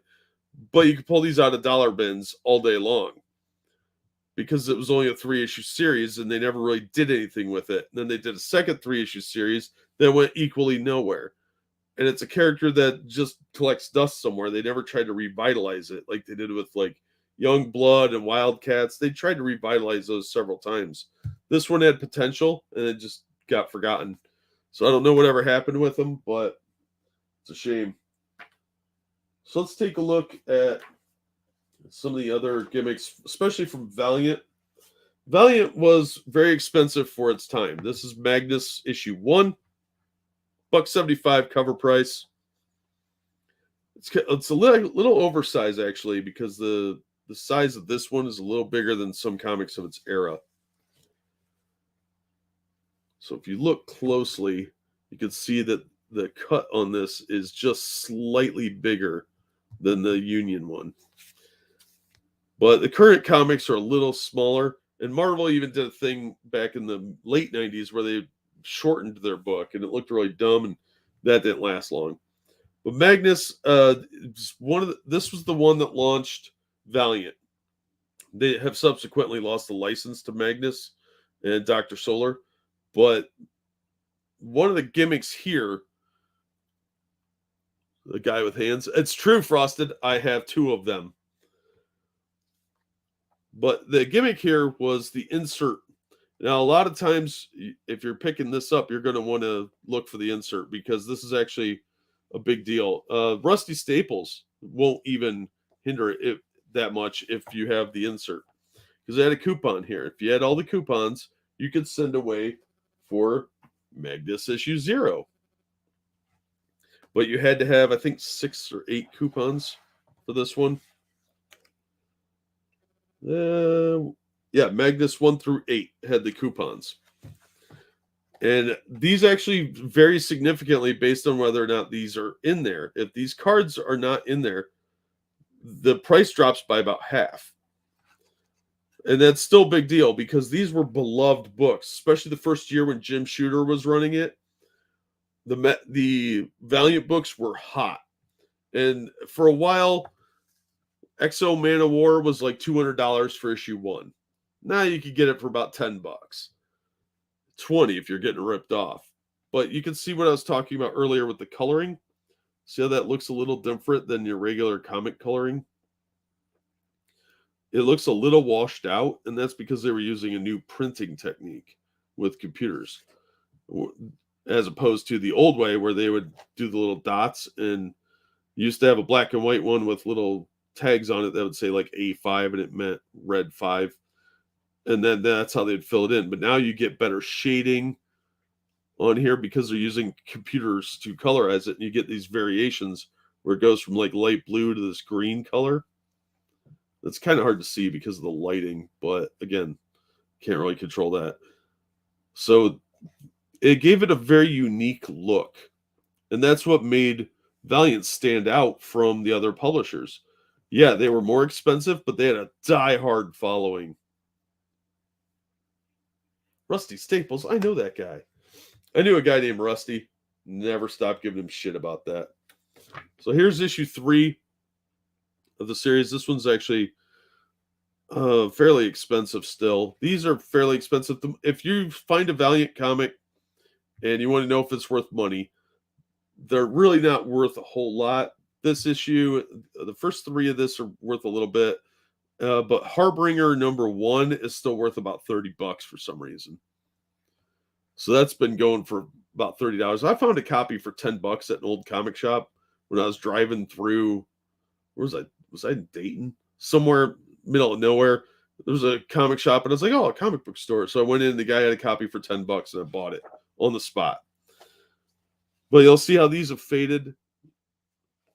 And although the insert doesn't look like much, it is a big deal to the value of the book. So this one is, unlike some of the others, actually slightly more important for the collectability and resale value. It's not a great Speculator book because they haven't done much with Magnus. Valiant lost the license and it went over to Dark Horse, and they just sort of did like this SJW reboot where Magnus was a chick or something. It was really dumb and nobody bought it. And I think it would be better off at Dynamite. I think Dynamite had it for a little while, actually, but Dynamite would probably be a little more successful with it. Also, if you ever find out old Atlas comics, they used to be everywhere at flea markets and stuff. The guy that runs Dynamite owns those characters now. And he tried doing a thing with them, but it never really took off. But even Magnus issue 0, which was the giveaway one that you had to send in for, that has an insert as well. It's a trading card of Magnus. That's really going to glare, isn't it? So be aware of that. That's in there. So if you find these, you want to make sure that the insert's there, dedicated to the memory of Russ Manning. So, yep. Even the issue 0 giveaway one had an insert in it. And this one actually, again, goes for a little bit more because of that. So if you have the insert, you want to make sure if you're picking these up that it's got the insert in it. But Valiant started with the 0 issue thing, which led to Marvel doing -1s, which was really dumb. But they started that whole thing of weird numbering. They also did their fair share of Chromium covers. I just knocked over some plastic bag. So here's Psylords issue 1, and that got them up to $350 cover price because, oh my God, it's Chromium. Oh my God. So, oh man, who doesn't love a Chromium cover? Look, you can see my camera and the ceiling fan. Woo, Chromium. Chromium. It's like a lot of the cheaper Chromium ones did not age well, and they became very stiff or cracked in some cases. Yeah, store. Do you miss running your stores? It's something you got tired of? No, it just was a bad market, and the economic downturn was coming. So I closed up shop before it started losing lots of money. I actually ended up breaking even. I only ran the store for about 1.5 years, 2 years. At first, it was just back issues, and then I did new issues for about 1 year. And I sold all the inventory off, and then I moved. So I sold off most of my comics around that time, too. Shadow Man #1 Chromium. Nice. Yeah, Turok had the same problem those Excalibur ones did, the glued on cover. But here's a Shadow Man 0 Chromium. And again, $3.50 is ridiculous. You're paying for the cover.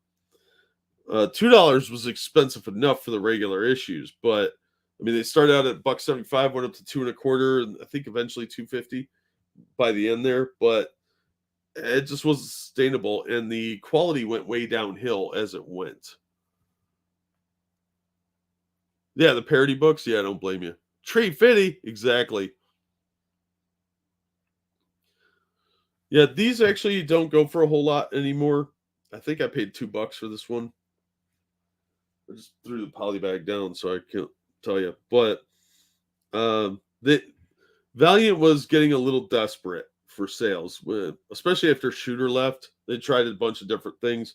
Jim Shooter came up with the idea for issue zeros and those insert coupons to get the issue 0, that sort of thing. Who's Shadow Man? It's Jack Boniface. He was a jazz musician in New Orleans who fights evil spirits and stuff. Ghosts. It's a paranormal book. It's actually fairly violent and mature. So, yeah, here he is breaking some dude in half. I like the design of the new Shadow Man. I do too. I like his new costume. That book's actually been pretty good. Cullen Bunn does really good horror comics. He's not very good at superhero books, but I've been enjoying that series. I'm several issues behind though.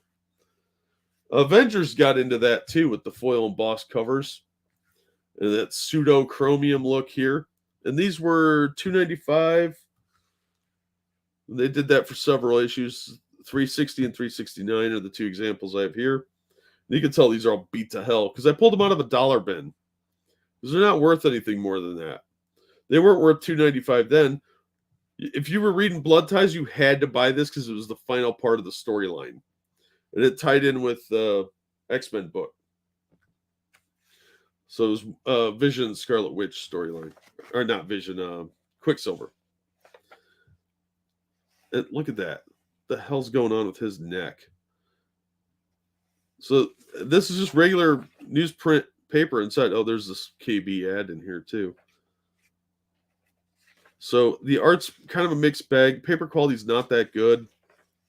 They were trying all these stupid gimmicks. Same crap they're trying now with the white pages with the stupid little lines on it for Krakoa. They've done all similar stuff to that before. There's nothing new there. So a lot of ads in here too. Look at all these pages are the extra ones are just wasted space. There's the KB ad. Save $5 on a Super Genesis or Sega Genesis or Super Nintendo video game. Woo! $5 whole. That probably was a lot more money, but yeah, see, the art is kind of a mixed bag because this looks really good, but that previous picture cap, oh, some pouches, 90s pouches. And the back cover doesn't have any foil embossing, so you had to get you were paying for the foil embossing. But yeah, that's kind of the gimmicks that I was talking about. That's why I wanted to do this, because really a lot of it started with Death of Superman and got picked up by these other companies, and they all jumped on board. And it was a whole system of nonsense. Really annoying me. There's ads and something you already paid for. Yeah. But there were a lot of these gimmicks, and some of them were better than others. Some of them were just really, really dumb. But the trading card thing I understood more because trading cards were a hot thing at the time.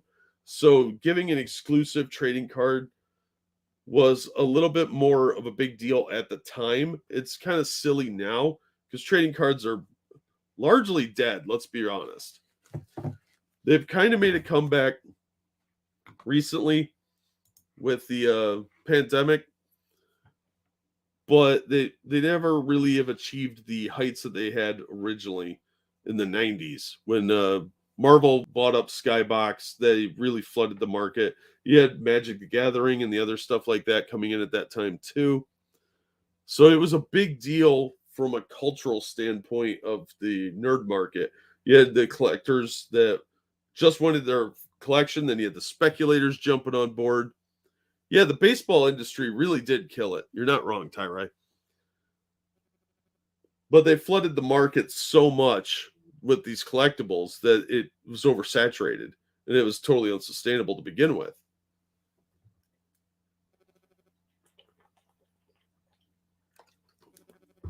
So all these, like the Pogs, the holograms, all that stuff, it's all pretty worthless now. But if you're a diehard collector and you want to be a completionist and get these things, you're actually going to have a little trouble finding some of them. And that's a mixed bag, because I used to be a diehard collector like that, but I haven't done that in years because I just stopped caring when I figured out how much space the stuff took up. And the comics take up a ton of room to begin with, and you have to get the poly bags and or the Mylars if you're rich. So it gets to be a little pricey, and then they throw in tons and tons of stuff like this. You had nowhere to put it. So it's a kind of an artifact of its time, and some of it's pretty cool, but I'd be very selective with what I would keep nowadays. It better be a hologram or foil, and then it's just going to sit in a box somewhere. So that's kind of what I wanted to go over today. Like I said, I'm not going to do a lot of live streaming on this channel. That's going to be on other channels instead, just because too many chances somebody's going to say something wildly inappropriate and I'll lose my monetization. But you guys have any questions or anything, you can throw them in chat now. Otherwise, we'll wrap up here shortly. If you want to see more of my hands, you can go over to Roll for Sanity, where my hands make an appearance in every video.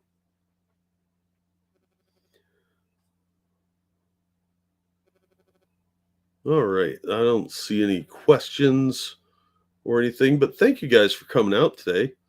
This was fun. What's the other channels you live stream to? I live stream on Bad Comic Review Streams, which I can pull up the link to. That is more about talking about what's going on in the news, and I do a lot of swearing over there. That's more of the comic news articles, that sort of thing.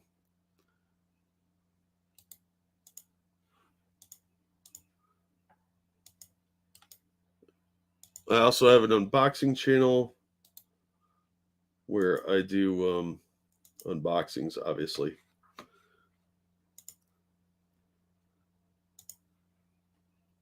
But those are all pre-recorded.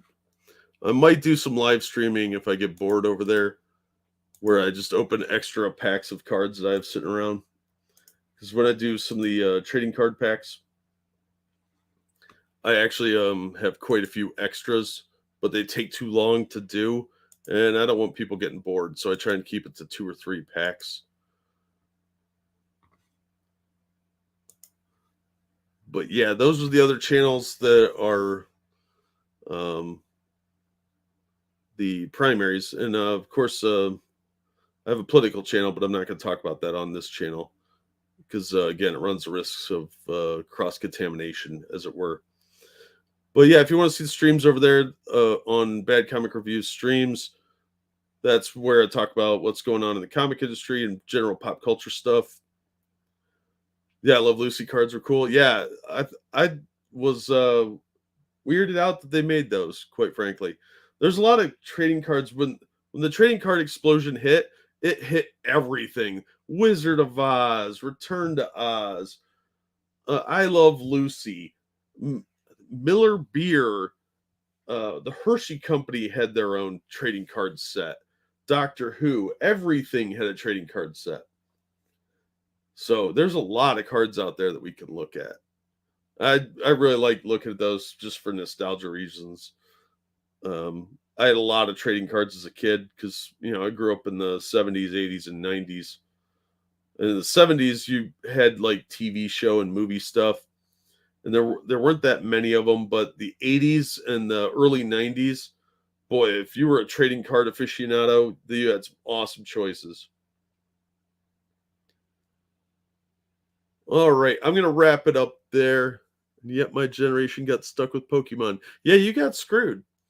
You guys got the trading card wave, like the not the regular trading cards, but the collectible card games. And I think that really kind of sucks because like the getting a complete set of anything was pain. Supergirl the movie cards. Yeah, I opened some of those, I think, on that channel on Roll for Sandy. I think I did. If not, they're in the stack. But yeah, the Superman 2. Then there was like the Raiders of the Lost Ark. Every movie had trading cards. Jaws.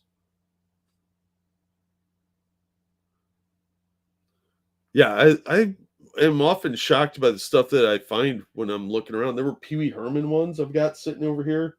Dallas Cowboy cheerleaders had their own cards. They were oversized too, just because. It's amazing what ended up getting trade cards, and they would try gimmicks with those too. The worst offenders were like in the '90s, though. But then you had like differences with the Canadian cards and the American cards because like OPG was the Canadian publisher for I think Topps cards. So if you would get like the Teenage Mutant Ninja Turtles trading cards in the States and you went up to Canada, you'd find OPG had them. And sometimes they were bilingual. They did that with like Empire Strikes Back and I think Batman Returns were the notable ones. But the OPGs really kind of sucked because they were lower quality and they didn't have the special ones. Like if you bought the Batman Returns cards, they'd give you one of the premium cards from the Stadium Club. And they didn't do that. They just reprinted that on OPG regular card stock. It wasn't the premium card. It was the same image, just not premium. I did reviews on both sets. Those are on the Roll for Sandy channel if you want to check them out. So many of the Pee-wee Playhouse cards. Oh my gosh, yeah. Pee-wee's Playhouse was a weird cultural thing. Power Rangers had Pogs, and I didn't know that, but I found some recently. So that's a thing that exists.